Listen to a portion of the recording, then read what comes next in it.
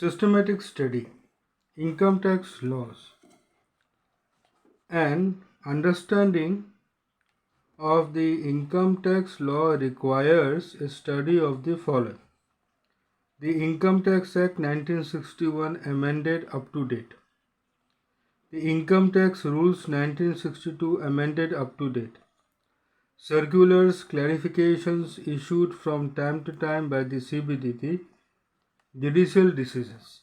मतलब अगर हम लोग इनकम टैक्स को समझना चाहते हैं, इनकम टैक्स लॉ को अगर समझना चाहते हैं, तो हम लोग को इन 4 चीज़ों को भी समझना ज़रूरी होगा।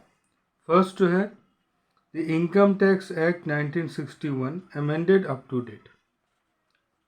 दूसरा, the income tax rules 1962 amended up to date. तीसरा, circulars clarifications issued from time to time by the CBDT। CBDT का फुल फॉर्म होता है Central Board of Direct taxes.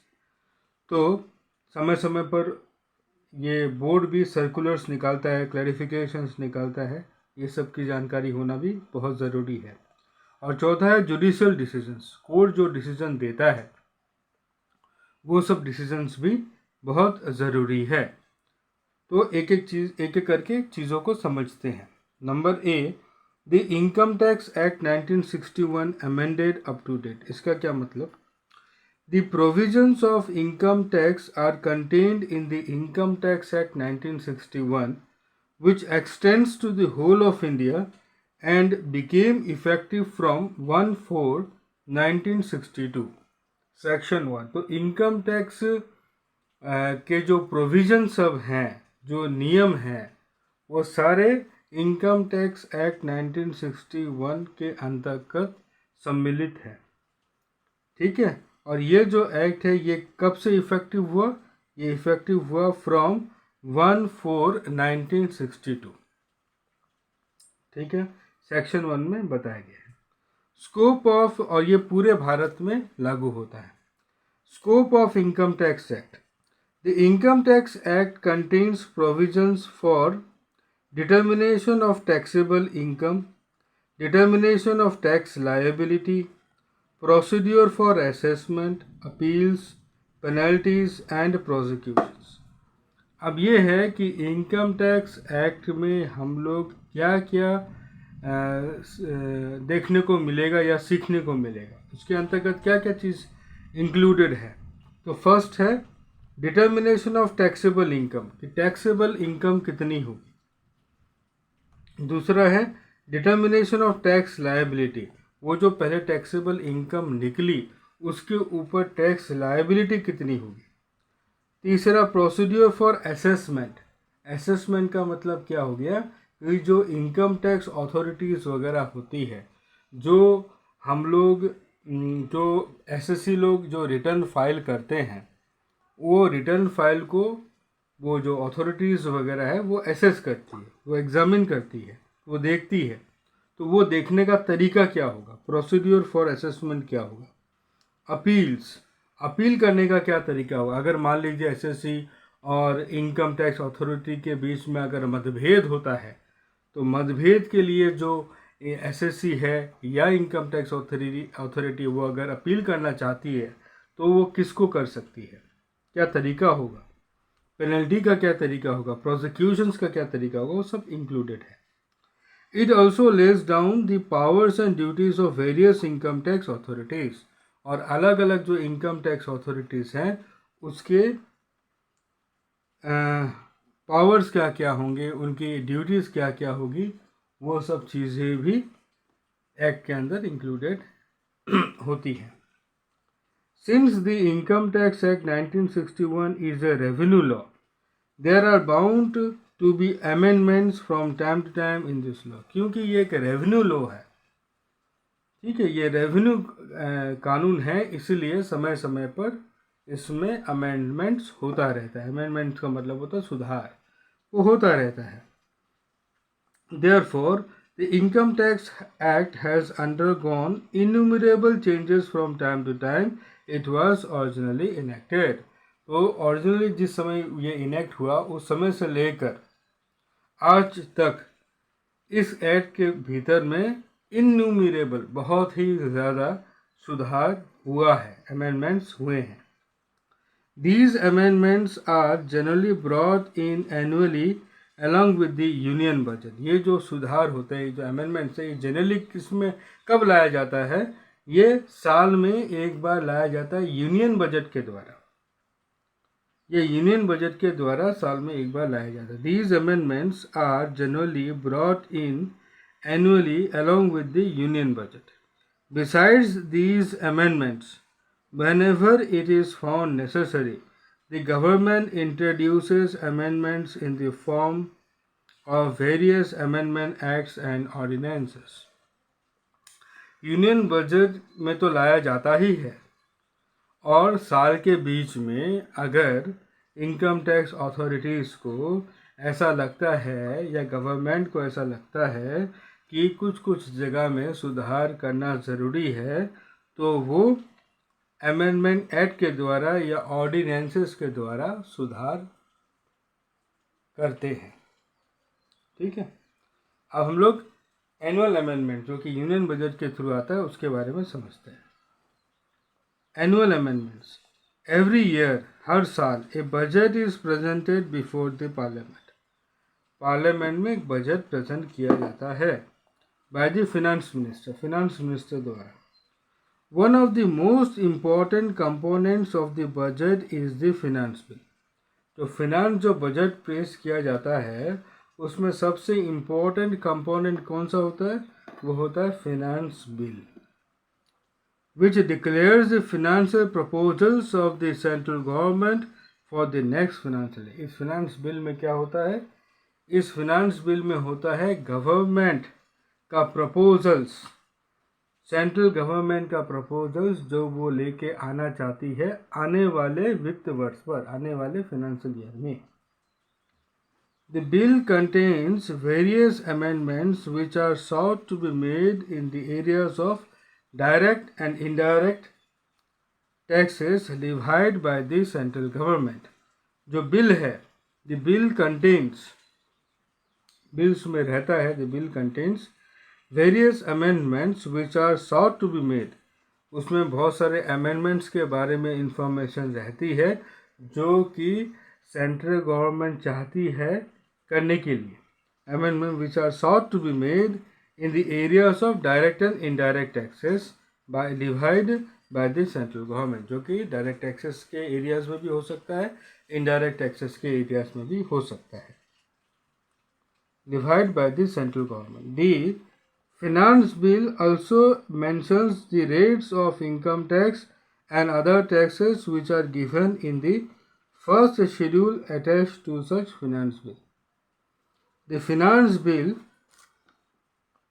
also mentions the rates of income tax and other taxes which are given in the first schedule attached to such Finance Bill. Finance Bill ये भी बताती है कि जो tax का जो रेट होगा वो क्या होगा. तो इनकम टैक्स का भी रेट के बारे में और दूसरे टैक्सेस के रेट के बारे में भी बताती है. Given in the first schedule attach to such bill. ठीक है, जो कि इस बिल के फर्स्ट शेड्यूल में मेंशन रहता है. The first schedule gives the rates of income tax in 4 parts. जो फर्स्ट शेड्यूल होता है वो इनकम टैक्स का रेट 4 हिस्सों में बताता है. पार्ट 1.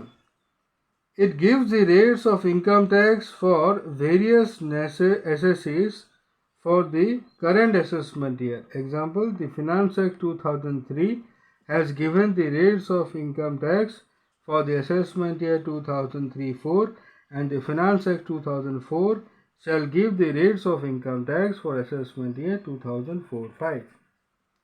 So, पार्ट 1 में क्या होता है? It gives the rates of income tax for various assessees for the current assessment year. Example, the finance act 2003 has given the rates of income tax for the assessment year 2003-04 and finance act 2004 shall give the rates of income tax for the assessment year 2004-05। तो इसमें ये बताया है जो first part होता है, first part में जो आने वाला जो फिनेंशियल ईयर है उस फिनेंशियल आने वाला जो असेसमेंट ईयर है उस असेसमेंट ईयर में जो इनकम टैक्स का जो रेट है वो क्या होगा। It gives the rates of income tax for various assessees, अलग अलग एसेसेस को किस रेट के ऊपर में इनकम टैक्स देना होगा for the current assessment year. Example, the Finance Act 2003 has given the rates of income tax for the assessment year 2003-04. ठीक है, and the Finance Act 2004 shall give the rates of income tax for assessment year 2004-05. Part 2 में क्या होता है, it gives the rates for deduction of tax at source from the income earned in the current financial year, जो आने वाला financial year है उस financial year में जो टीडीएस है, टैक्स डिडक्टेड एट सोर्स, वो कौन से रेट से लागू होगा या चार्जेबल होगा। Example, the finance act 2003 has given the rates at which tax is to be deducted at source in the financial year 2003-04। जैसे कि एग्जांपल के रूप में अगर देखें, the finance act 2003 has given the rates at which tax is to be deducted at source in the financial year 2003-04.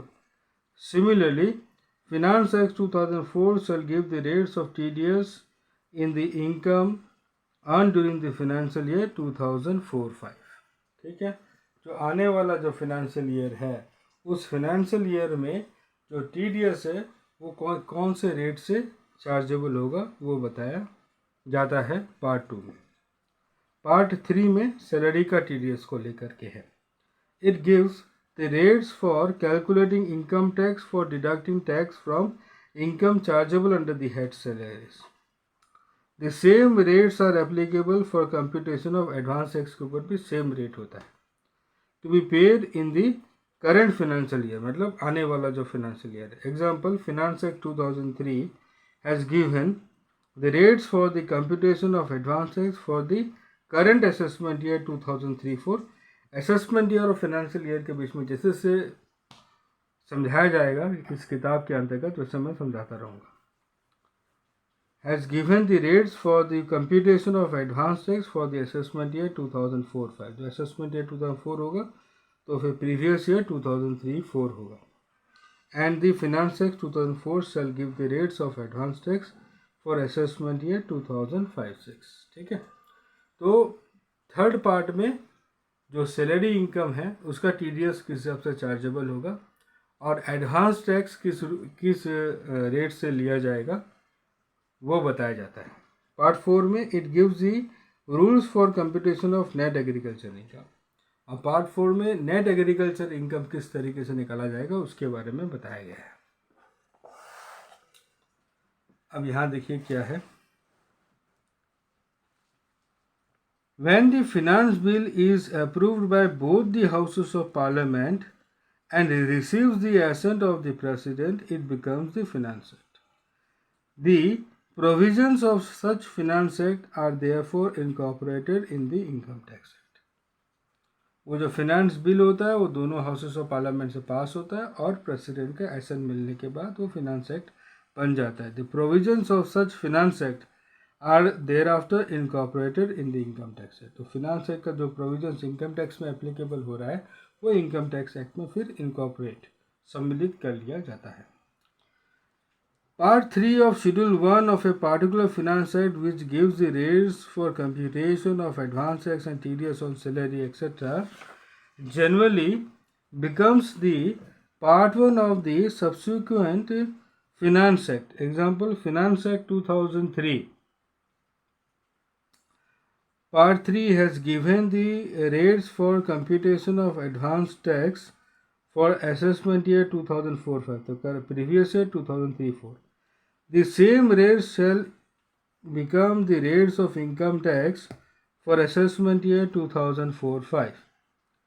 In the Finance Act 2004, similarly, rates given under Part 3 of Schedule 1 of Finance Act 2004 will become Part 1 of Schedule 1 of Finance Act 2005, and these will be the rates of income tax for assessment year 2005-6. मतलब एक जो साल में जो एक साल का finance act में जो पार्ट 3 होता है वही नेक्स्ट ईयर का फिनांस एक्ट में पार्ट 1 बन जाता है.